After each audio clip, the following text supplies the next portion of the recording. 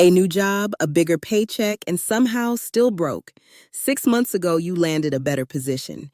You finally crossed that salary number you had been dreaming about. And for the first 2 weeks, it felt real. It felt like everything was about to change. But then you checked your account last Friday. The balance looked the same, maybe worse. You make more money than you have ever made in your life, and you still run out before the month does. That is not a coincidence, and it is definitely not your fault. Here is what happened. The moment your income went up, your spending went up right behind it. Not in some dramatic, reckless way, in tiny, invisible ways. You moved to a slightly nicer apartment. The rent went from $1,100 to $1,450. You upgraded your car, not a luxury car, just something reliable. The payment went from $280 to $420. You started eating out a little more because you earned it. You grabbed a few subscriptions you had been putting off. A better gym, a streaming bundle, a skincare box. None of it felt like overspending. Every single decision made sense in the moment. But stacked together, those upgrades swallowed your entire raise. Economists have a name for this. They call it lifestyle inflation. Your lifestyle expanded to match your income, and now your new salary feels exactly like your old one. This is not about willpower. This is about psychology. When your brain registers more money coming in, it does something automatic. It recalculates what you deserve. That old apartment? It was fine when you were making $45,000, but now that you make $60,000, you start noticing the stain on the ceiling, the noisy neighbor, the parking situation. Your brain whispers, you can do better now. And it is right. You can. But here is the trap. Every upgrade creates a new baseline. That nicer apartment becomes your normal within 90 days. Researchers call this hedonic adaptation. It means the happiness boost from any purchase fades fast. The $1,450 apartment felt amazing in month 1. By month 4, it is just where you live. So what do you do next? You look for the next upgrade, a better neighborhood, a nicer car, a vacation you put on a credit card because you will pay it off with your next check. This is a cycle, and it is designed to repeat. The financial industry calls it the income-expenditure gap. As income rises, the gap between what you earn and what you spend does not widen. It stays flat. Sometimes it shrinks. A study from the Bureau of Labor Statistics found that households earning $70,000 to $80,000 spend 95% of their after-tax income. That is almost all of it, before savings, before emergencies, before the future. Now let's follow the money, because the math tells the real story. You are making $45,000 a year. After taxes, that was roughly $3,000 a month hitting your account. Your rent was $1,100. Car payment, $280.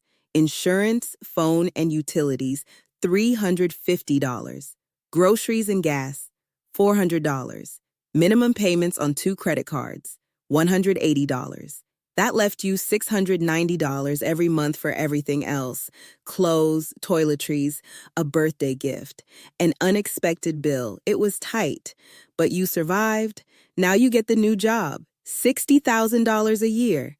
After taxes, about $3,900 a month. That is $900 more every single month. $900. That should change your life, right? But here is where it actually went. The nicer apartment, $1,450. That is $350 more. The better car, $420 a month. That is $140 more. You added a gym membership, $55. A streaming bundle and a subscription box, $45. You started eating out twice a week instead of cooking. That added roughly $200 a month. And your new commute is longer, so gas went up $60. Let's add that up. $350 plus $140 plus $55 plus $45 plus $200 plus $60. That is $850 in new spending. You earned $900 more. You spent $850 more.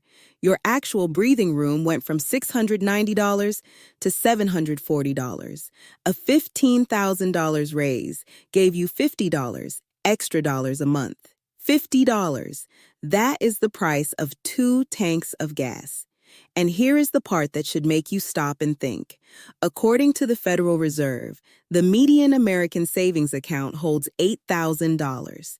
But 56% of Americans cannot cover a $1,000 emergency without borrowing. The money is not missing because the paycheck is too small. The money is missing because every raise gets absorbed before it ever builds anything. Now ask yourself this. Who benefits when you upgrade your life the moment you can afford to? Not you. Your landlord benefits. That extra $350 a month in rent is $4,200 a year going straight to someone else's mortgage. The car dealership benefits. They structured that loan so you would focus on the monthly payment, not the total cost. That $420 a month over 72 months is over $30,000 for a car that will be worth $12,000 in 5 years. The subscription companies benefit. They price everything at $12 to $15 a month because that feels like nothing. But stack 5 of them, and that is $75 a month, $900 a year. The restaurant industry benefits. The average American household spends over $3,700 a year on eating out according to the Bureau of Labor Statistics. That is almost the exact amount of a starter emergency fund. Every industry around you is optimized to capture your raise before you do. Your inbox gets ads for better apartments the week you update your job title on social media. Your car insurance company suggests a coverage upgrade. The credit card company raises your limit. They are watching your income go up, and they are ready. The system does not want you to feel your raise. The system wants you to spend it immediately, automatically, without even noticing. Now, the objection you are probably thinking, I worked hard for this. I deserve to enjoy my money. And you are absolutely right. You do. Nobody is saying live like you still make $30,000 when you make $60,000. That is not the point. The point is, what if you kept just half of every raise? Not all of it, half, and let the other half actually build something. Here is the plan. Step 1. The moment you get a raise or a new salary, calculate the monthly after-tax difference. If your paycheck goes up $900 a month, that is your number. Step 2. Immediately set up an automatic transfer of half that amount, $450, into a separate high-yield savings account. Automate it. Do it the same week, before you adjust to the new money, before your brain recalculates what you deserve. Step 3. Live on the other half of the raise guilt-free. Upgrade something. Enjoy a nicer meal. Get the gym membership, but only with $450. Not $900. This works because of the same psychology that trapped you. Remember hedonic adaptation? You adjust to your new spending within 90 days. If you only upgrade by $450 instead of $900, you will feel exactly the same amount of happiness. Your brain adapts either way, but your savings account will not be empty. In 12 months, that $450 a month becomes $5,400. That is a real emergency fund. That is a down payment starter. That is freedom you can actually feel. 2 people, both making $45,000. Both get the same raise to $60,000.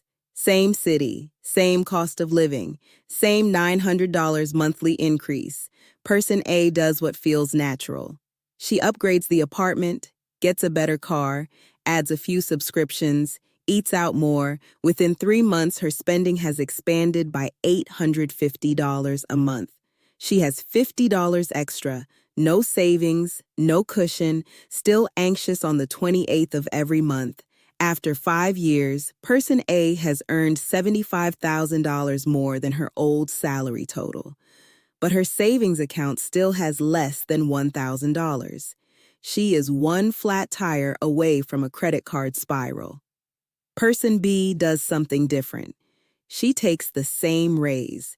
She upgrades her apartment by $200, not $350. She keeps her current car. She allows herself $200 more in lifestyle spending. Total new expenses, $400. The other $500 goes into a savings account automatically. After 1 year, person B has $6,000 saved. After 3 years, $18,000. After 5 years, with even a basic 4% return in a high-yield account, person B has over $33,000. Same job, same raise, same city. Person A has $800 in a checking account and stress. Person B has $33,000 in options. The only difference is what person B knew, that the raise was not the finish line. It was the starting line. You are not broke because you spend too much. You are broke because nobody ever taught you what to do when you start earning more.